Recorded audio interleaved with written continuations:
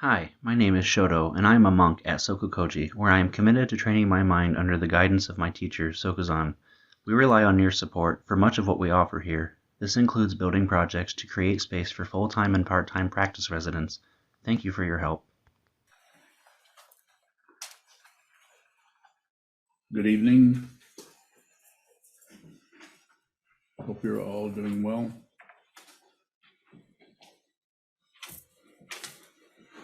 I want to thank everyone for all of the help that you have given us to keep this monastery, this temple, this Sokukoji Buddhist community moving on and continuing to help others with their mind stream. Buddha, Dharma, Sangha. Pretty difficult to do this even with the three jewels, let alone without any structure at all. Please continue to help us if you can. You know if you can, you know if you can't. That's totally your business. If you can, help. This evening's Dharma talk is titled Falling Apart. Originally didn't come to me directly, but through what I've been told from Kobunshino Roshi.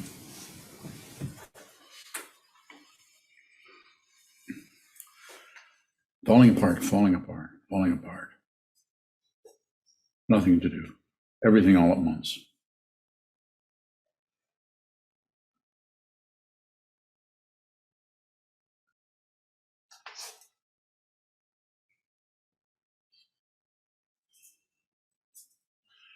If you begin to understand what that is pointing at what that is saying, it can be very, very helpful to you on the path.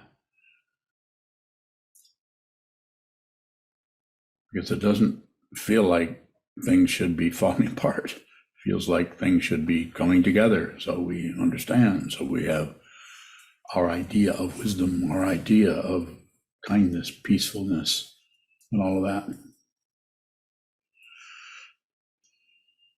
And it's not saying that you won't be kind or peaceful for that matter.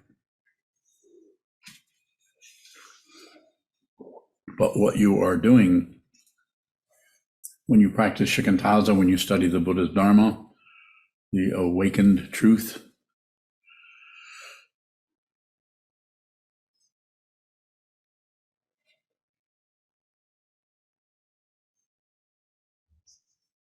something starts to fall apart. And the only way you know that it's falling apart is because it doesn't look like it should be happening.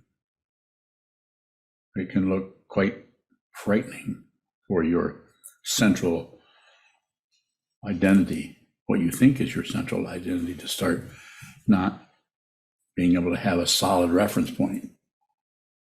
The whole success and failure starts to come apart. That's difficult. Maybe you don't want that.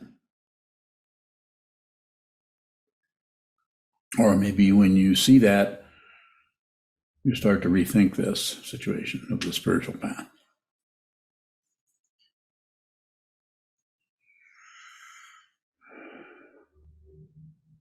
So we're not saying, I'm not saying, no one in particular is saying that you need to try to fall apart.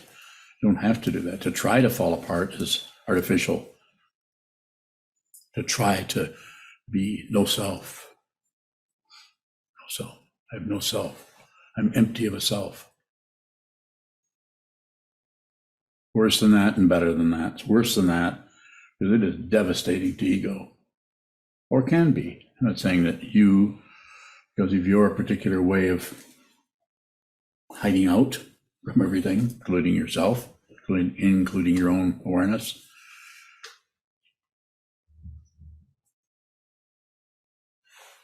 I'm not saying that that isn't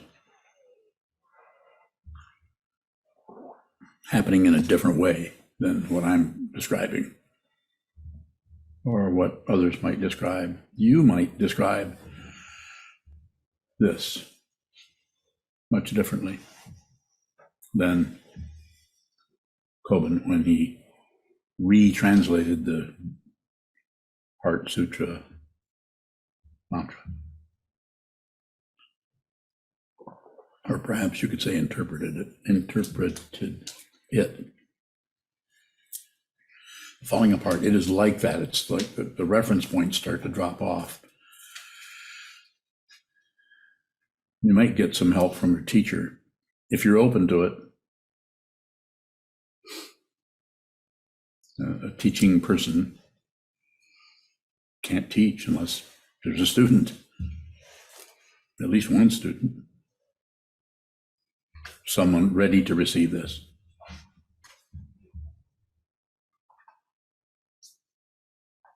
There's a direct pointing, and there's no one pointing. That's why it's so direct. There's someone pointing. Then it has interlocutors, intermediaries, and vice presidents. Nothing else. There's nothing extra.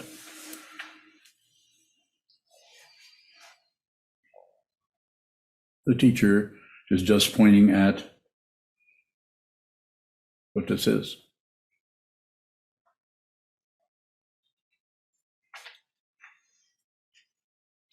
And as you practice and as you study the Dharma and all of the other kinds of pointers down through the centuries from different lineage holders talking about this in a different way, Dogen talks a particular way for a couple of volumes. Asubandhu in the 30 verses and other teachings.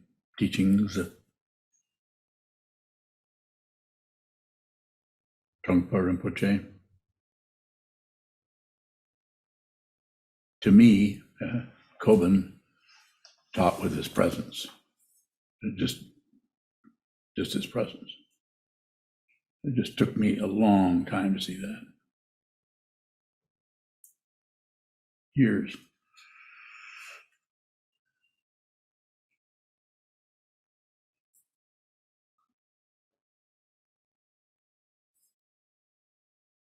Falling apart. Nothing to do. Falling apart. That can be misunderstood quite often. Be misunderstood as this can't be it. This shouldn't be happening. The spontaneous realizer.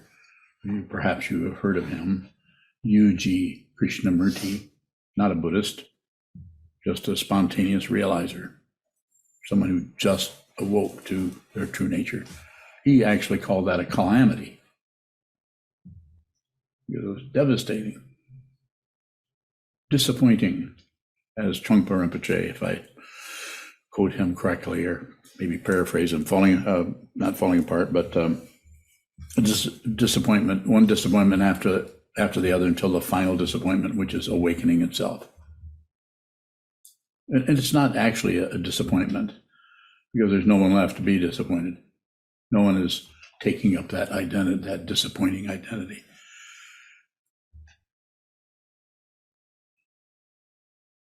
But when you look to see what happened, did something happen? What occurred? It's like an echo coming out of your question, like an echo coming back. It's just nothing happened, nothing occurred.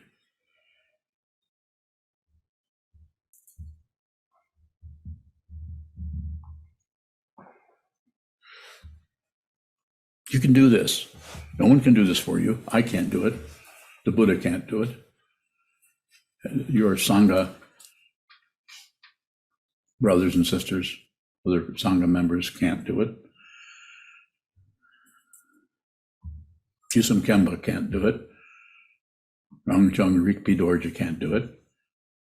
No one can do this. You can't even do this.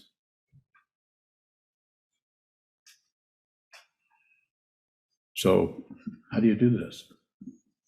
You just look at what this is moment by moment as it arises, as your thought patterns, your emotions, your things that you're holding together, protecting. Just continue to look at it, look at it, look at it. It will not be comfortable. If it's comfortable, it won't last. And uncomfortable won't last. Nothing lasts. But it may persist for lifetimes. Is that going to happen? How can he say that? How can he possibly know that? He doesn't. It's not knowledge about something. Come on, let's have some questions.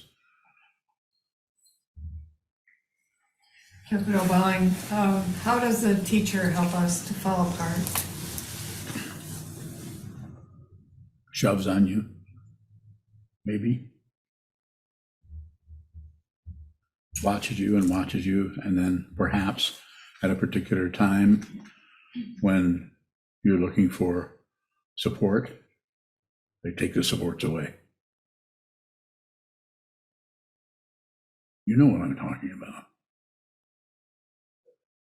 It's like they didn't do anything at all, yet you suddenly feel like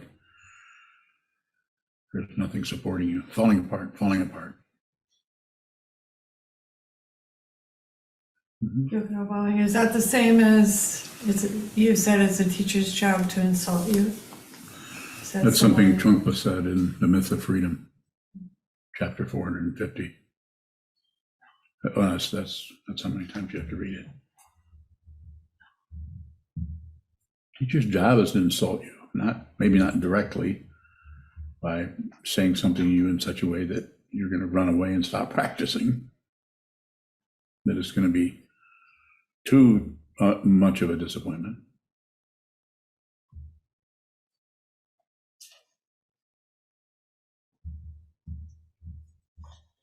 Is there a point where?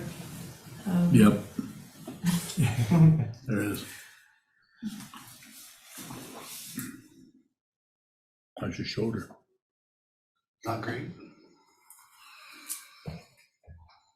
Looks like it. Go ahead. Is there a point where the insulting stops? That you don't feel insulted anymore? Yes, because there isn't anyone there.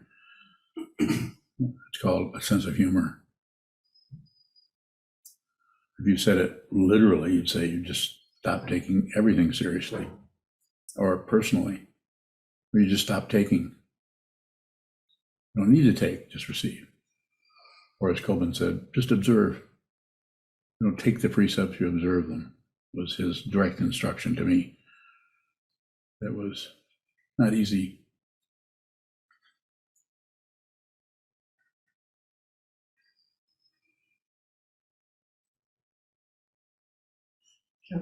Does that come and go until does it finally not go? What? The sense of humor. I don't know. Maybe. Oh no. What does it look like when a student's ready to receive?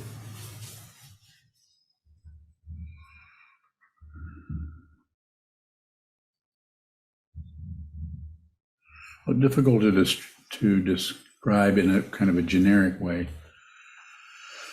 Everyone is working with a different kind of causes and conditions, commonly referred to as karma, whatever particular your favorite of the three poisons, which one is your favorite, or what you're doing to shield your imaginary self from the truth. It just looks like they just stop having any requirements. From the teacher. They also may stop disagreeing with the teacher.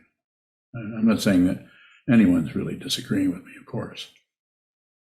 But yes, you are. It's worse than that.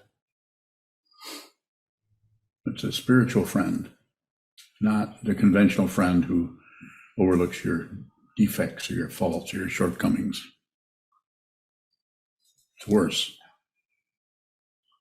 And I've said, I'm not going to say it over and over again unless I do, but do something else with your life.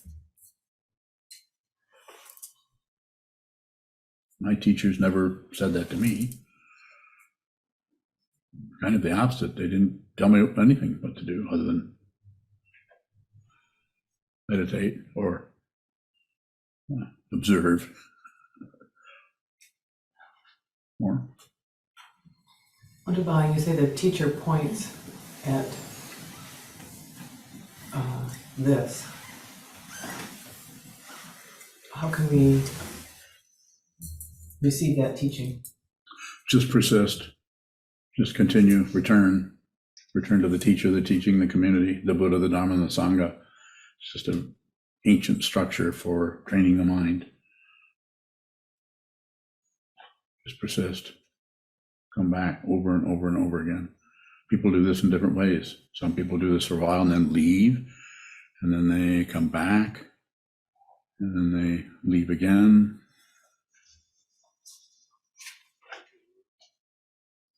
More. Divine, can we see what the teacher is pointing at? The teacher gives us pointing out instructions. Can we actually hear that? Eventually. We're still in a working with things in time and space. Get to the Zendo. Look at the schedule.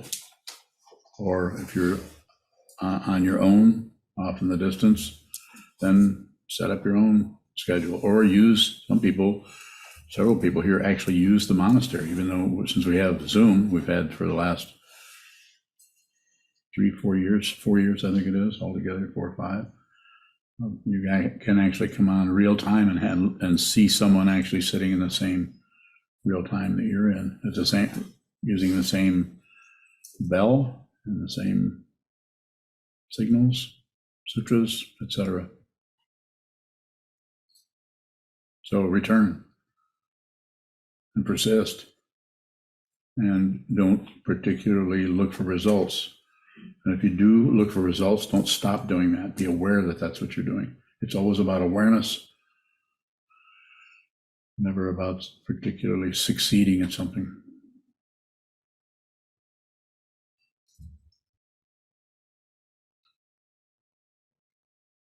Senchu bowing.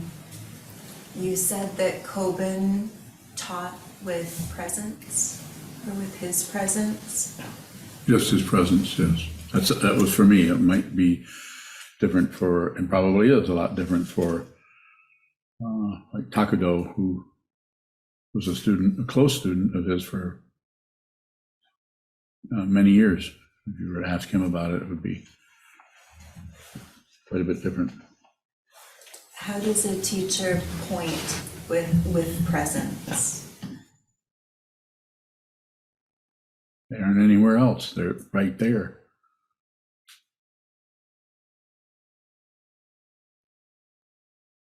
Past and future operate, as far as pragmatically, but there isn't anything else but this. There isn't anything else but you. There isn't anything but just consciousness or just presence.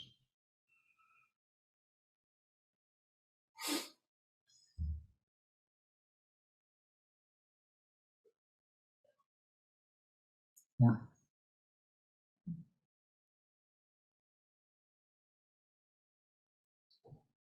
Sokuran. Sokuran bowing. Takudo wrote in the chat box, I think it's a fair statement. Bowing.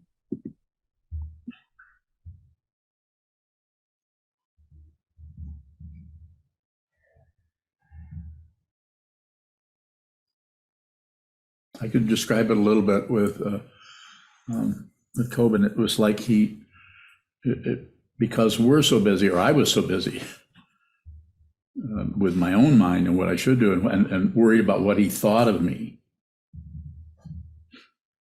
And that's hard to admit, that you're in your own mind stream. You don't have to say anything to anybody, that you're really concerned about what's on. So you don't want to show your hand, so to speak, about how insane you are. This was in 1990 when I met him, a little over 30 years ago. But just that's how I was. I realized I was over time. It took a while. I think I realized it right away, and then I shut right down on it. And because it was just too much, I just started to overload. I didn't know it at the time. I didn't know what that discomfort was, but it was full of anger. At the same time, conflicting emotions about the nature of whatever's happening. I'm arguing with myself, why would I be angry at this person?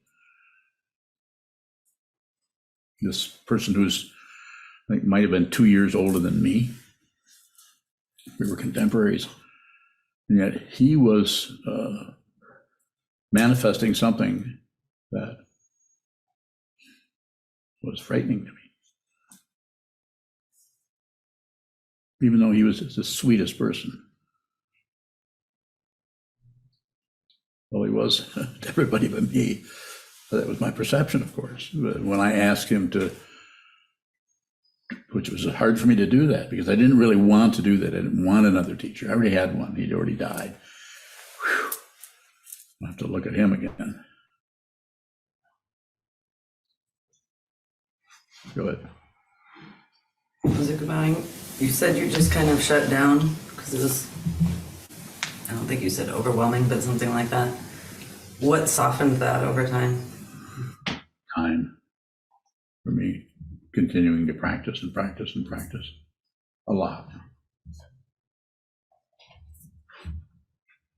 And watch my own mind go towards that and then back out towards the situation of the thing that was difficult is Coben ignored me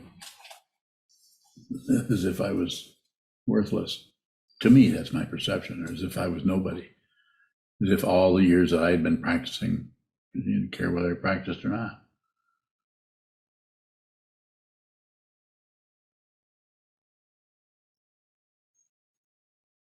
But these are all thoughts that are going on in my mind. I'm looking for a credential. You're looking for any credentials out there? You don't have to stop that. You don't have to suddenly be credentialless. It's just about awareness.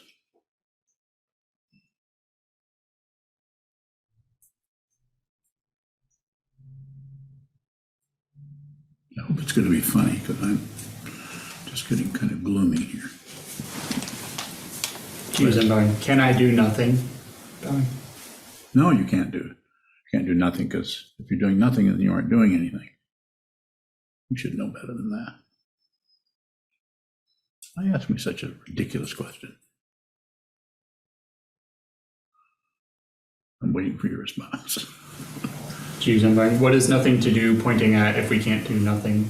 That's exactly. You can't do anything. There isn't anyone. So you have to see that it's already the case. You're grandfathered in, even though you're not a grandpa. You're already, it's already the truth. This is pointing. It's already the truth, not something I invented. It's people have been, those who see this or teach this have been saying this in different ways through their particular clarity and cloudiness, have been saying this. What you're looking for, you're looking at. What you're looking for, you are. You can't become something that you already are. So if you're trying to do that, then trying to become, trying to.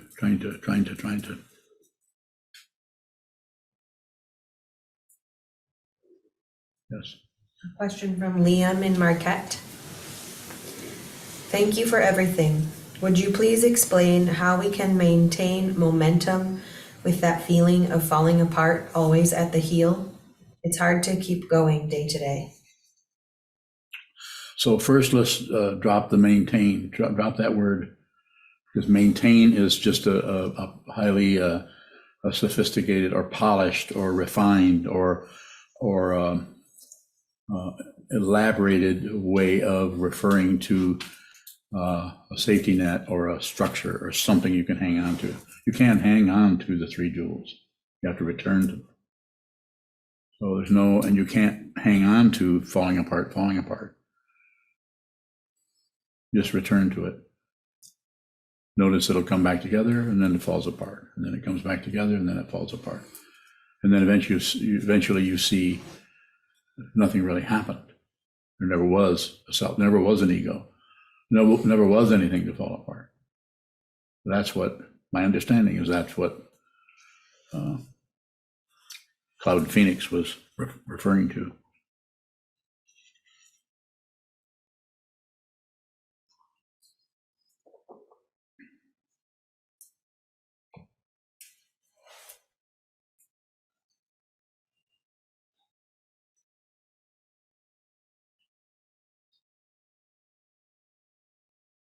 Any further questions?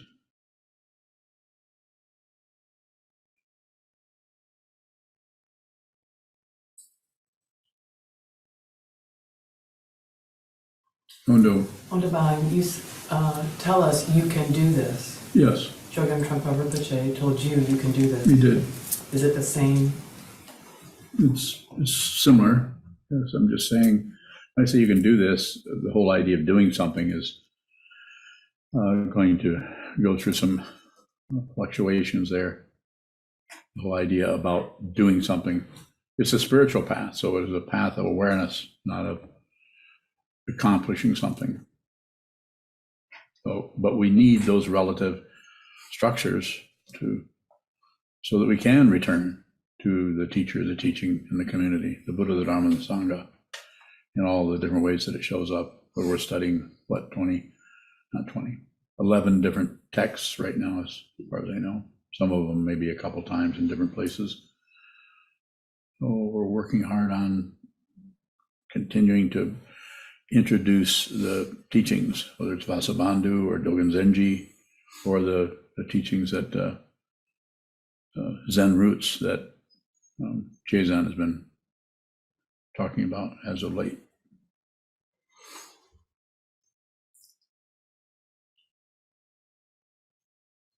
Go ahead. Ondabang, when you say you can do this, when you're looking out at us, are you saying that we can fall apart? Yes. We can give up our reference points? Yes. It may not look like something you're doing. It just becomes frustrating that we can't seem to do this in the conventional way. So when I'm saying you can do this, or that was said to me, eventually you understand that there never was anything to do. But you have to realize that, and what that is realizing there was never anyone who could do this or do that, or not do this or not do that.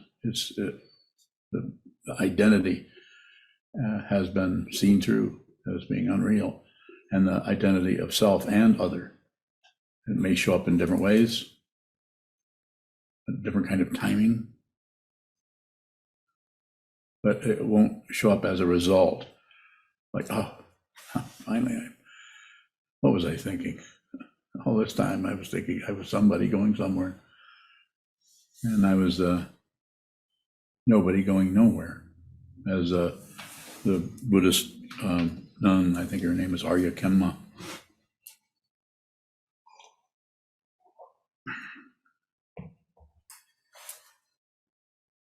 Go ahead. And you have a question? I forgot it. Okay, I'll give you a minute to think about it.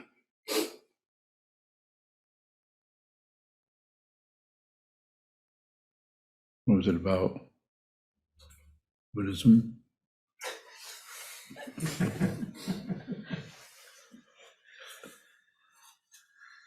Yes. When you're bowing. So if there isn't anything to do,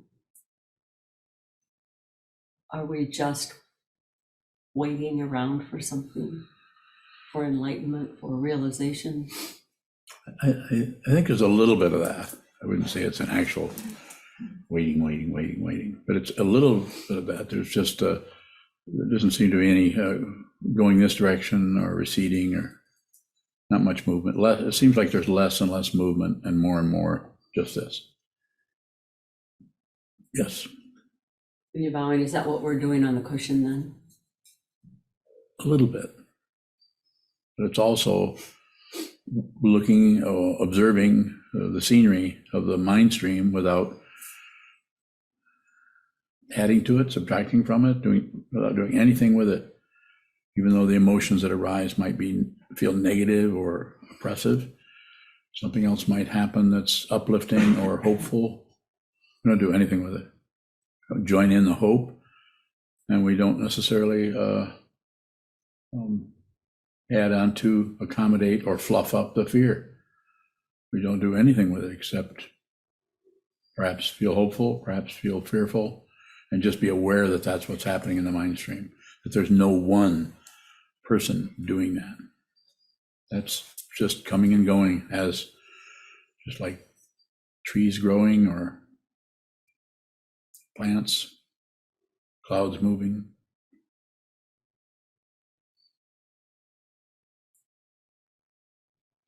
Geez, I'm going, what is it that looks like solidity?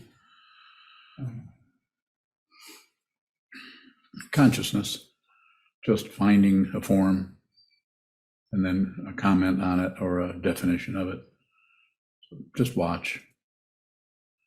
And it can translate into the ego language as relative confidence in something, that you're right about something, or that this is actually true. Or the solidity that may show up as feeling very confident that you're seeing through everything, feeling very confident that you see no self.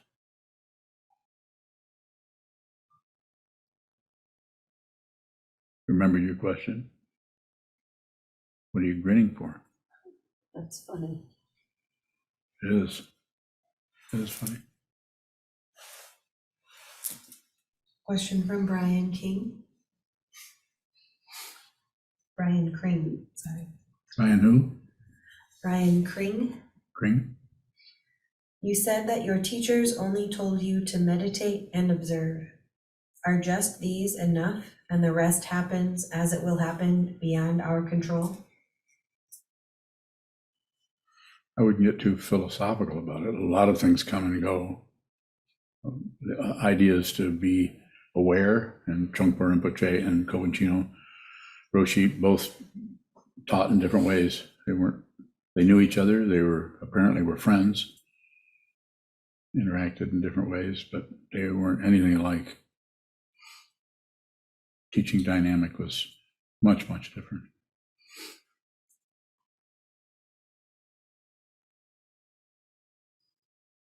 I'm not looking at Junshu. I'm trying to look at Brian, but I can't because you were reading what he said, and I realized that you and Brian Kring are two different people.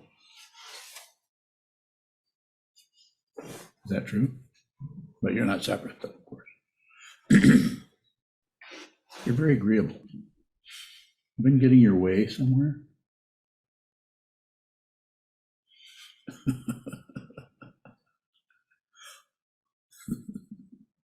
Nah. Yes, sir. Yep, falling apart. What's the apart? It's coming apart. But you could talk about it different ways. Your identity, who you thought you were, what this is. So it's the structure that you used to refer to that reinforced your feeling good because you're getting your way. Or that reinforced that you're a loser. You're never going to get this. This is wrong. And those are just extremes, of course. And there's all the nuance. It starts to come apart, and what you used to count on for ideas, opinions, beliefs, feelings, you knew who you were. You kind of got your identity a little bit from what other people thought, but not too much, because you had your own thoughts, you had your own opinions, your own ideas. It's like people have conversations every day about. So, what's your opinion about the price of ox blood? They're selling ox blood again. I mean, it could go so many different ways that might be much funnier than that. But it's like we go into you could say a labyrinth of just like going this and towards this. This is happening, that's not, but this happens more, but this is backed off. We're constantly describing. It's like a journalistic approach to everything. We always have a commentary, a story about everything. Even people who are relatively kind, generous, loving human beings who respect others are still going in circles as long as when there's no spiritual path. If it's just a mundane path, I don't care how high and fluffy it is, how backlit it is. Go ahead. When we lose track of that, what's the upside? Upside to what? Losing track of our No personality, what we like, what we don't like. There is no upside. That's the disappointment. You don't get anything. You don't get a credential. You have no idea who you are. That doesn't mean that you forget who you are.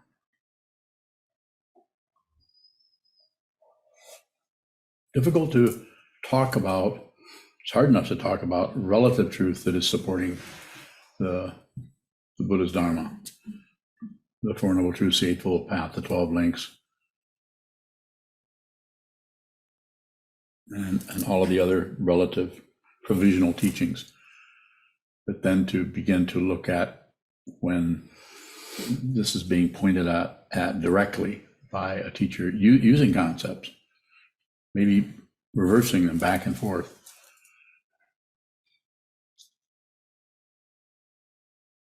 Yeah, Kabali, how does the practice support falling apart? It seems counterintuitive. Which part's the intuitive and which part's the counter? Really, I'm asking you, describe what you just used. Your description is counterintuitive. So you're saying it's other than intuition. So what is it then? I was just trying to figure out. Don't do that. Yeah. Support No, and figuring doesn't work. Putting support with falling apart. Face the wall. Sit down. Find a wall. We have all kinds of them.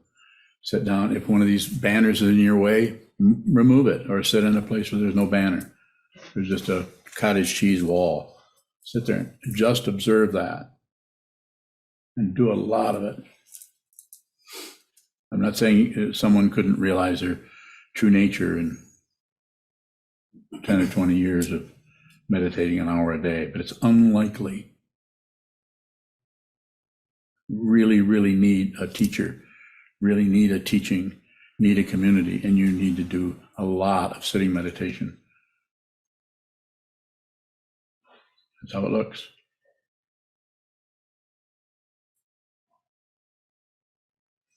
A question from Tomas in the UK. Okay. How can I stop cravings? My mind seems to take over time and time again.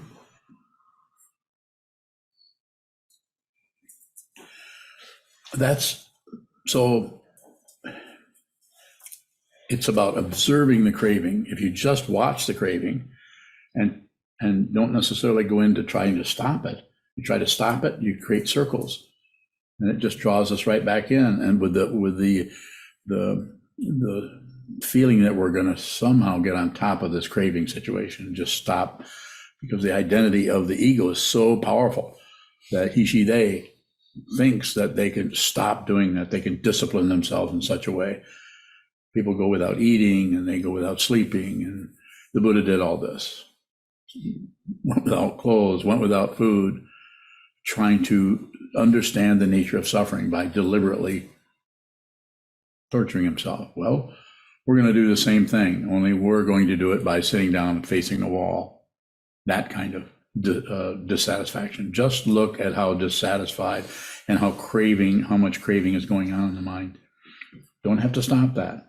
If you succeed at stopping the craving, that might be a great accomplishment, but it is not awakening.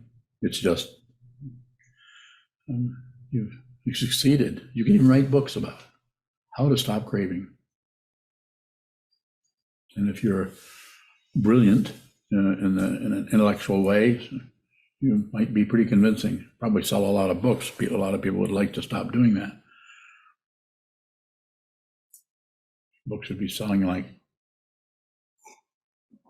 what's that word? I know what it is. Hotcakes on Amazon.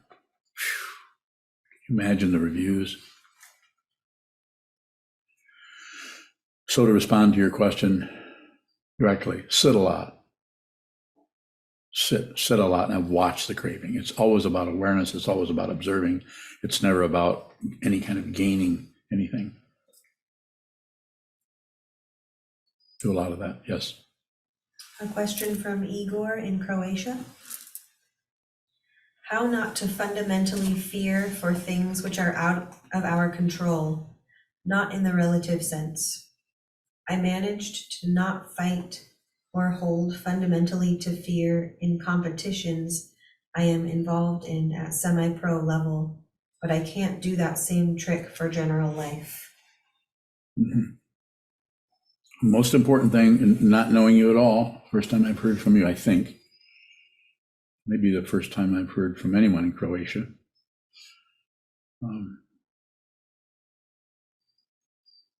Just the way you ask the question. The only thing I have a question for you, and then I'll respond. If you are sitting minimum of an hour a day, sitting meditation, and as I teach it, not other kinds of ways that are completely valid. I'm not against those. I'm just saying if you're asking me questions, it's coming out of this kind of a practice. Doesn't mean we're going to do away with all the other practices, but what this old man says, or shikantaza. But if you're sitting, and if you're also getting some kind of long-term sitting, and I call it block sitting for 4 hours at a time without getting up. Or if you get up, then get back down there again. Some kind of extended sitting. It could be a solitary retreat, could be group retreats, but needs to be shikantaza. I'm not against Shine Laktung, Shamatha Vipassana, or mindfulness awareness practice. I've practiced those for decades and taught those practices to others until I just couldn't do it. I can't do that, not because it's wrong. It's because I want you to see right now what this is. And how do you do that? You look at what's happening right now. You don't create some kind of a meditator or some kind of a special calm abiding feeling. You do it in the chaos. You have to see the chaos. If you're creating calm abiding, might be more comfortable, probably will be. Eventually you can be quite serene. So I would say, it sounds good, like just that the way you asked the question, I would say just continue. Don't concern yourself with comparing how you're able to do it here but not here. It's a good thing you can't do it in the spiritual path. Because if you could, you probably wouldn't be even asking a question. You'd just be successful at your spiritual path of feeling better. Not craving. The very nature, according to the Buddha, is life is suffering. Why? Second noble truth, craving, wanting something else, wanting something different, never satisfied. That doesn't mean you need to get satisfied.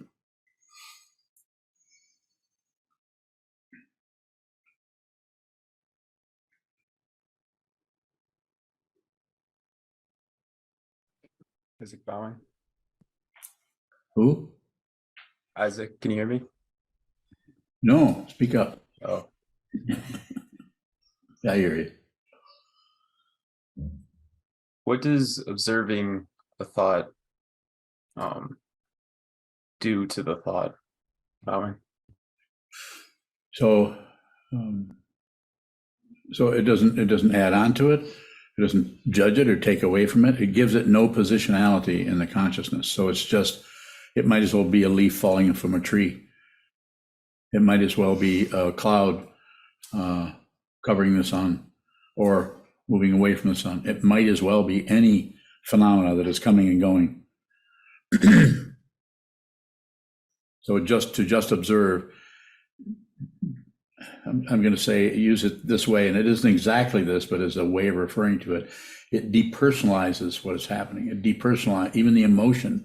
You just watch the emotion, feel, smell, taste, hear, grok the emotion, then it doesn't have an emotionator. I have to make up a few words here. It doesn't have a person who's feeling that way. Just the emotion, just the thought.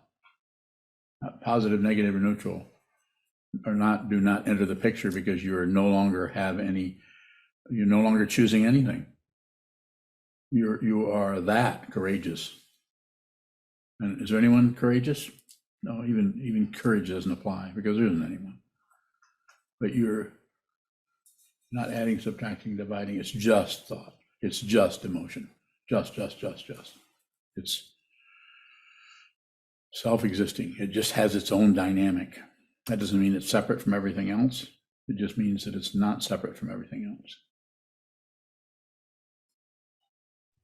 Isaac Bowing, so if insight or outflows show up after observing the thought, is it not observing, Bowing?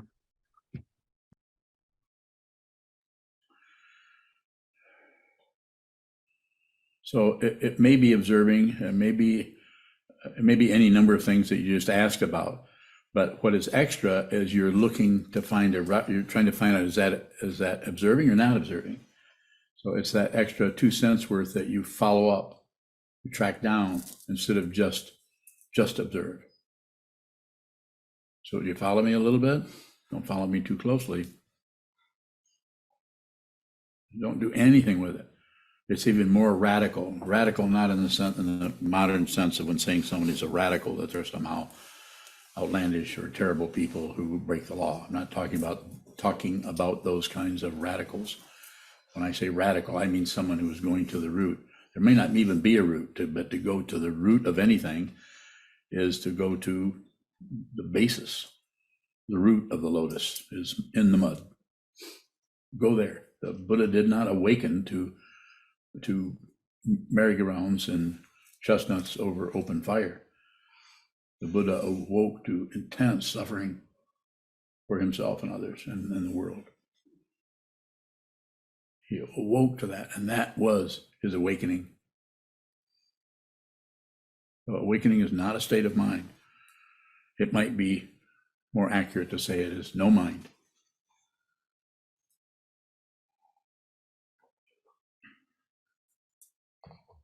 Don't let me get away with that. Come and get me. What are you going to do? What are you going to do? Going to ask me a question? Okay. Shoto bowing. Like earlier, I think you said there is no upside, and you talked about this being disappointing. What does it mean when it's said that the Dharma is good in the end?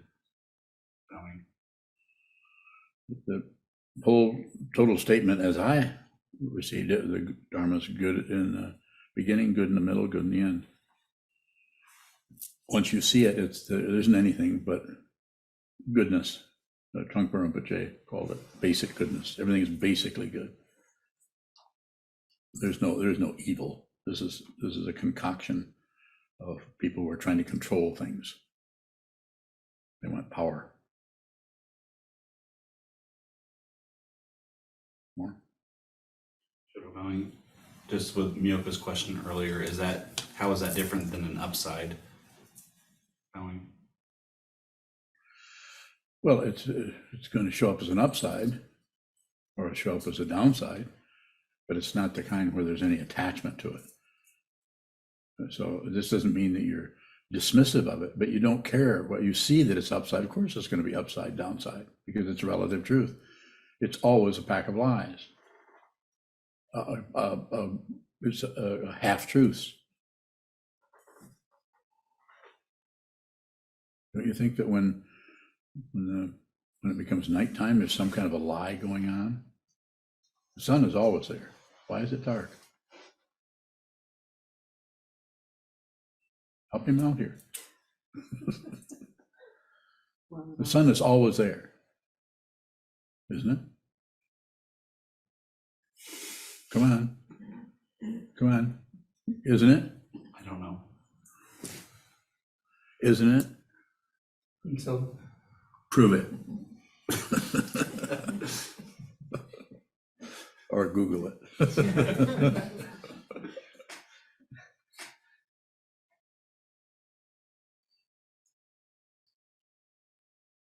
Kabali, if the sun is always there, what is so important about looking at the dark? If you sit down and practice sitting meditation, you're going to be looking at quite a bit of darkness or confusion or not clear about what that is. Looking at the roots of the lotus in the mud. Just a way of talking about it. You need to look at that. Look at the entire situation. Observe whatever is happening in the mind without adding, subtracting, or dividing. When you start to see what this is, it may start out for a while and be quite embarrassing.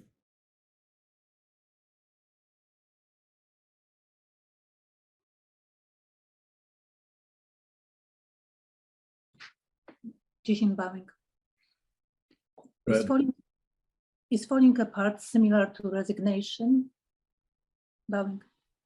Resignation might be something more that you actually do. You resign yourself to something. Not necessarily, but that's how the way the question is showing up in terms of how to respond to that. Falling apart is something you didn't expect. It's like, so you're not voluntarily falling apart. You couldn't really fall apart unless there's some kind of tendency to want to hold things together in a particular situation we call the imaginary nature, parikalpada.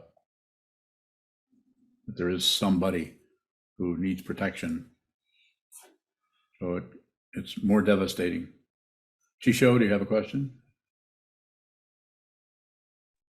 Ishwai, is the falling apart a gradual process, meaning we see some peripheral things falling apart and it closes in slowly or something?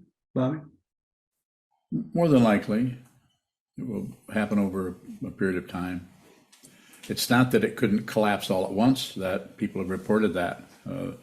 Even in ancient China, the southern school and the northern school had some contradictory things going on about sudden awakening and gradual awakening. And Jason might be in better connection with that whole history because he's been studying it lately. But I would say it's both. Aspects of it are very gradual, and aspects of it are that have a, instant, they're just like a thump in the night, only bigger than that.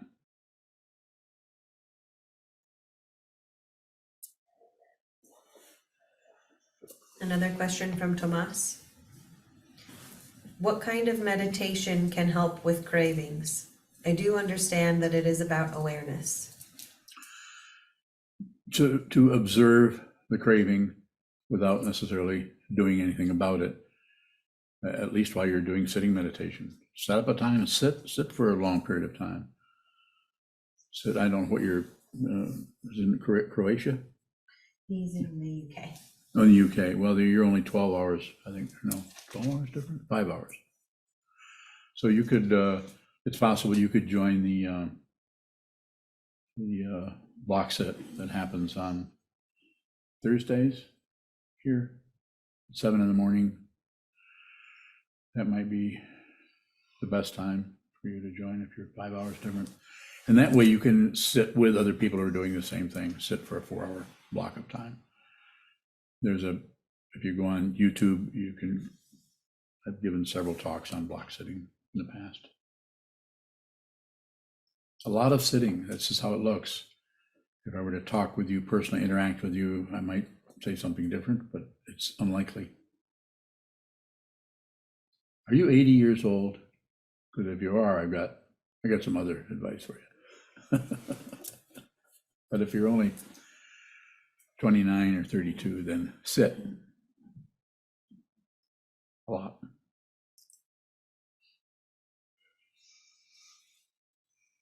Does it look like I'm joking? Good. So we can take another question or two if there is I'm starting to get a colorful migraine here, so it's hard for me to see very clearly. Anyone get those here? Oh, you get those?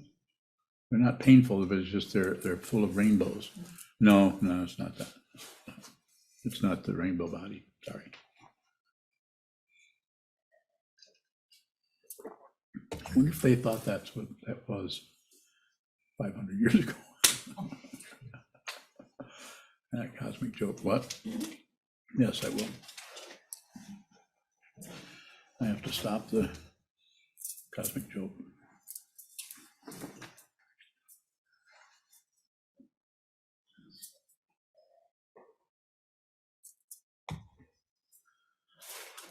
Ondo. Ondo said. I like that. Ondo, you're Ondo, and you're telling me what Ondo said? Falling apart. That's a good sign. You know what the hell you're talking about. Go ahead. Earlier you were saying less and less movement and more of just this. What is movement? What was I saying that in relationship to? That the more we sit on this, in this practice, we'll see less and less movement and more of just this. Yes. What is movement in that?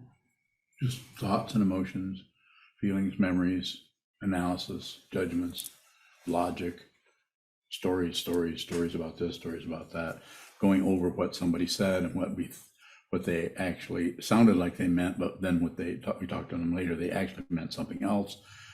It's, it can wear you out. Constantly hashing over what somebody's saying, what you thought they were saying, and why would they say that? Why would they say it that way?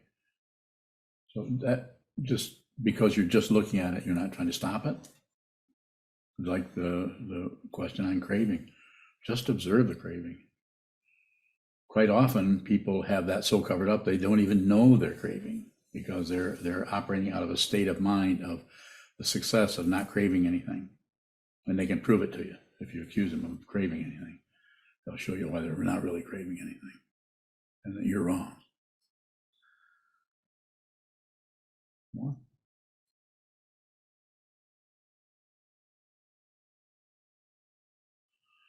Is there another question on Zoom? Bowing. What is your advice for the 80 years old student? The 80? Yes. Well, it depends on who it is.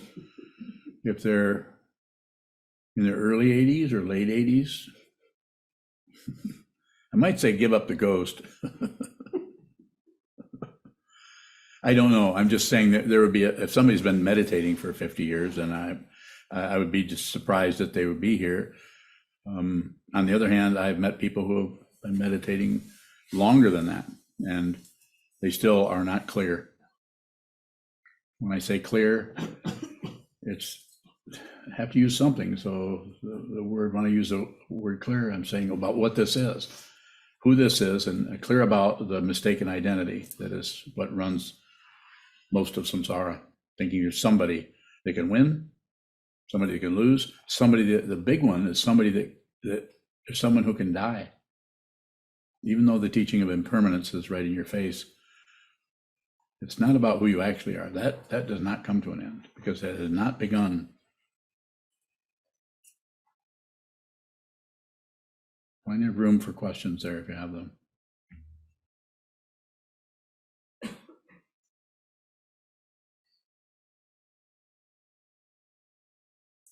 Did you want me to say more than that, Jishin?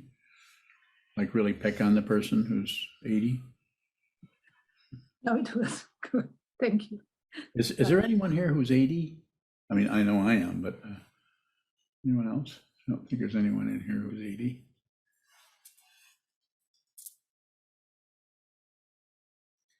Terry, are you 80? Terry Vine, sometimes. Some of us feel like we're 80 that maybe aren't, because it's difficult.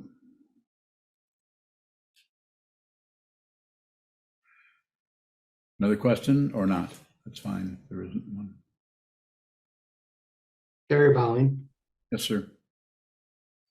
what is, or is there a relationship to the human body creation in the skandhas? Bowling.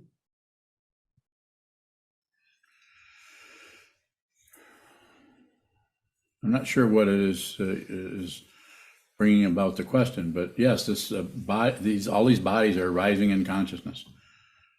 It looks like consciousness arises in the body, and because we can see, smell, taste, touch, think. It looks like the consciousness is here, and sure, that's part of it.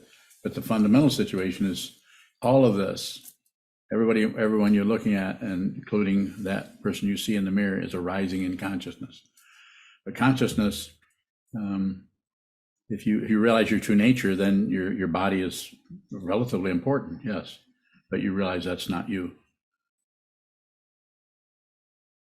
Terry Bowling. Yes, sir. Feels like a strange question, but how is that with dogs or animals? I mean, cats? Could be cats too, dogs. What's World? do they have is the skandhas with animals too? Or Mice? Mice, yeah. Okay. Making fun of me. What do you want to know? What do you want to know?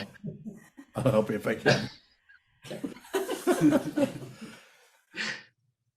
Terry Bowling, I'm just trying to figure out or see or whatever that. So there's the human body, then there's animals, and are the skandhas, is that similar for animals, or is it just for the human consciousness? I think it is. I think that any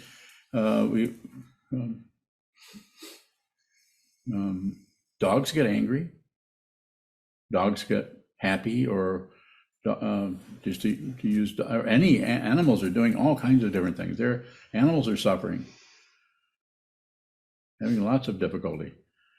Not all the time, but I think it's very similar. I've sometimes said kind of jokingly, but I don't know if it would really be a joke, if they were to transplant human vocal cords in a dog, so the dog could actually speak. You could teach a dog to speak, and the dog would probably, the first thing they would say is, "Let's get rid of that dog food you've been feeding me. That's terrible stuff. Let me go with you, and I'll show you what I want. I'd like to have a steak." So I'm being silly, but I'm just saying the whole structure of the biology and everything is, we seem to be pretty important human beings, but we're not the only form that as consciousness shows up as whales, dolphins. Monkeys are extremely smart and cagey and shrewd. I'm fairly familiar with monkeys. Baboons are really smart. So some dogs seem to be smarter than other dogs. I think a Jack Russell Terrier is much smarter than a Cocker Spaniel. It's just my opinion.